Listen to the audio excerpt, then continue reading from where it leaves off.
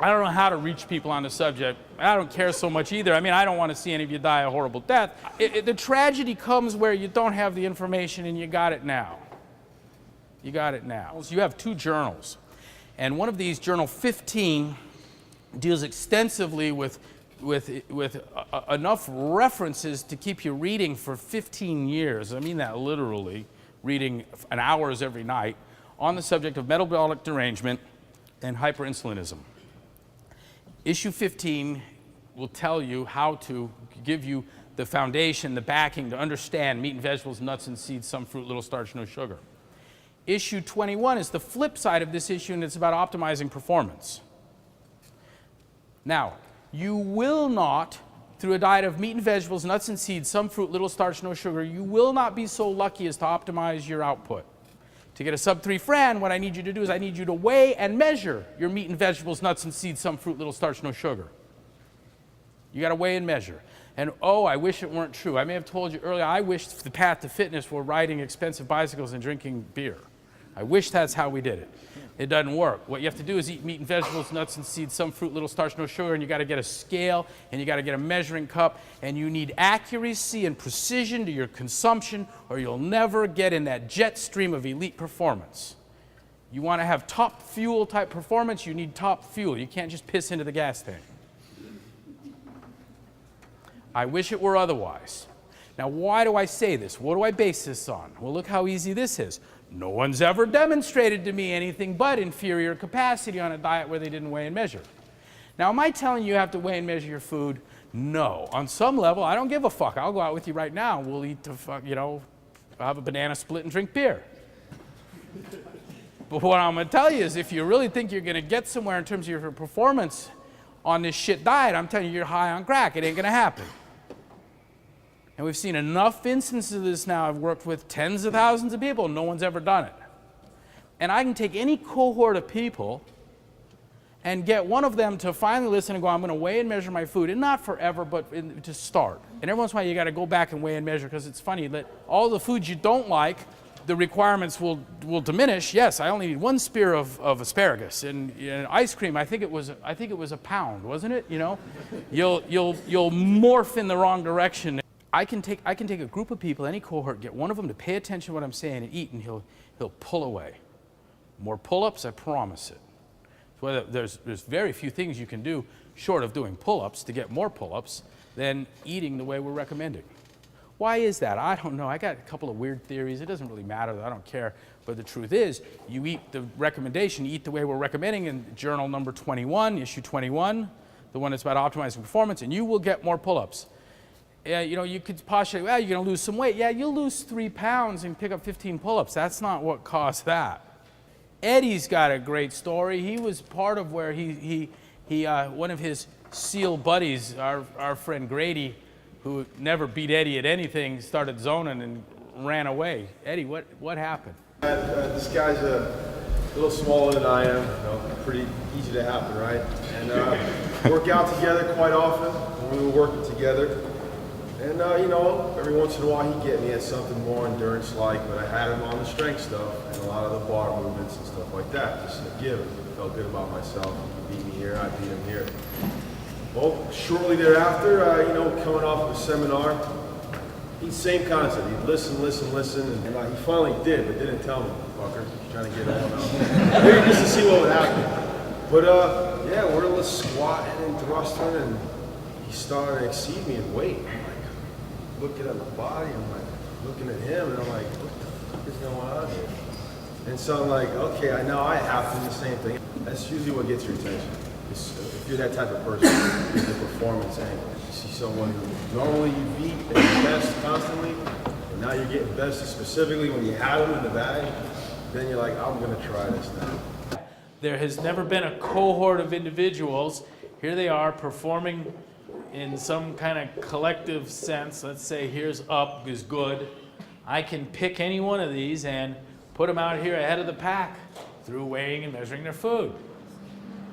And when I hear sub 3-minute Fran, sub 7-minute Helen, 4 something on Fight Gone Bad, I know I know something about the way you're eating. It's that There's a one-to-one correspondence between elite CrossFit performance and accuracy and precision to the consumption. Is it possible, is it likely that as an average athlete, average CrossFitter, that I can become an extraordinary CrossFitter, an extraordinary athlete by changing my diet? Yes, but maybe more to the point, it's impossible if you don't. That's, so let's remove the barrier and find out. Yeah, I can tell by listening. I know you're tough, and in commitment and focus are gonna overcome genetic limitations. And there's an interesting thing in our Nicoles and Amundsons and Everetts and AFT and OPT, the Canadian boys, and that is just their rigor. And so we're all sitting around at night tossing beers, laughing, and they're over there in a corner, they're gonna go to bed in 20 minutes because they're on schedule. And if you can, not Nicole.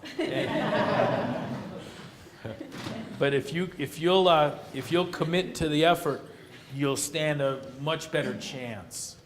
Much better chance. We've had this fantastic experience of playing with this cohort, and one of them pulls away. This, in fact, is what happened to Greg Amundsen. And then later it was Mike Weaver, and then Dave Lees. In the balance in this 40-30-30 milieu, what happens is that the flensing, the burning of body fat, just is wide open. And what you're going to find is a performance improvement, and at some point you're going to want to stop that leaning, or you'll get too lean to perform well. And you'll find a plateau in your output, and there you need to ratchet it up. I do the same thing for a hard gainer, just kind of keep them happy and moving. A hard gainer, I don't mind them. I'm not trying to get a hard gainer rip. I'd like to put some muscle on them, give them some satisfaction that way, get the strength up. But the control rod is those monounsaturated fats. And the first step, when we get you as lean as you want to be, before I get a diminution in performance, I want to double the fat blocks. Take you to XX and 2X. And if you're like, wow, I feel a whole lot better, I might try 3X. And if it doesn't feel a whole lot better, you just get a little thicker, then I'd go back to the 2X. But I would let performance tell me what to do. Now, in making modifications to the thing, I want to see any kind of change in physiognomy or what's happening. And I've got a lot of room to play with if someone comes in and they've got some extra padding, I would like to lean them out. At the point that they're like, wow, she's ripped, he's ripped, I'm going to be more careful. There's a couple of interesting things here. We are part of the crew that brought this nutritional strategy, the Stanford swim team, and a bunch of the women, Sanders, Evans, world record holders, they'd get sub 13% body fat and become amenorrheic. Guys, their periods would stop, and we had them down 6-7% and normal menses. And so there's an interesting bit there. But if I look at the formula for calculating what is relevant, what is pertinent, what is the variables that matter in the prescription are lean body mass and activity level, done. If you are pregnant or lactating, it makes a slight difference. But there's no inherent difference for men or women, for young people, old people. I want to know how active you are, and I want to know what your lean body mass is. And everything else is not germane, not pertinent, not relevant, extraneous information.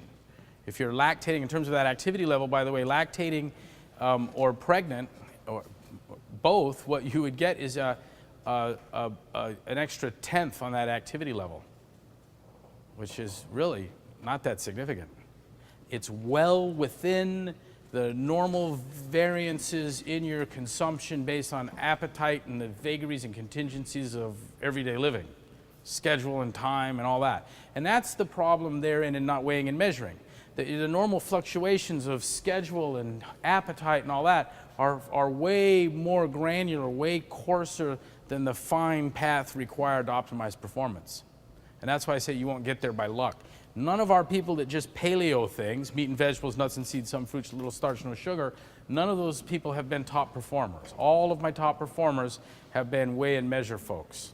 It does bring into mind that we do know of one supplement that's effective, and that's EPA, fish oil, and not omega-3s in general, because that would also include linoleic acid. And I don't want you getting that, and I don't want flax either.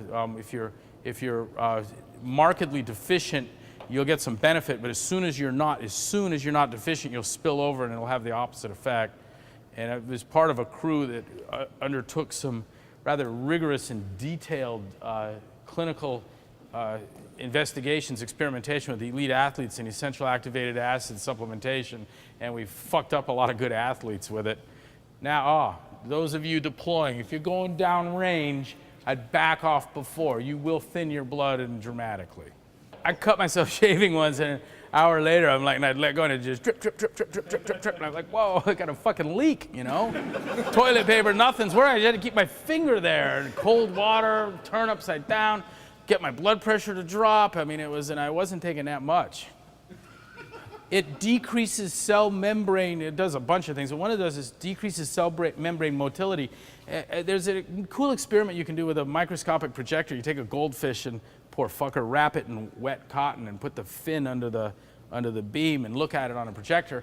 And you can actually see red blood cells competing to line up because they go through the capillaries one at a time. And there's this little crowding and nudging, and it's all like if someone screamed fire, there'd be a little clogging at the door here, and of course Eddie would be first through, but the rest of us, we kind of bunch to the side, and you wait for your time, and you squirt through eventually if the narrowing were only one at a time. Well, with the fish oil, with the decreased cell membrane motility, increased motility, rather, what we get is the insulin resistance that causes the decreased motility. What we see is that the cell membrane becomes very fluid. And they just choo, choo, choo, choo, choo, choo, like magic, race through. And you'll actually get a substantial increase in VO2 max just through taking fish oil alone. But woe be to you if you should fall down and skin your knee. I mean, don't go crazy with this shit. You may end up regretting it. We haven't seen serious injury yet, but the potential's there. You know, there's all this talk about molecular distillation, and Sears talks a great talk on this thing. The trick to heavy metals like mercury, the trick would be getting it in the fat. It doesn't, the affinity, the protein has like a 50 times greater affinity for the molecule than the fat does. You can't get mercury into oil. That's just not really a worry. But still, you know, I'd like clean supplement. It is really clean. And dose, you know, I'll make this easy for you. I'd take 2 or 3 a meal. And if you were going to go down range, I would knock that off early. And if you're one of these guys like pager goes off, I'm gone, I'd give serious thought as to whether I'd play this game or not. I sure the hell wouldn't go more than 1 or 2 per meal.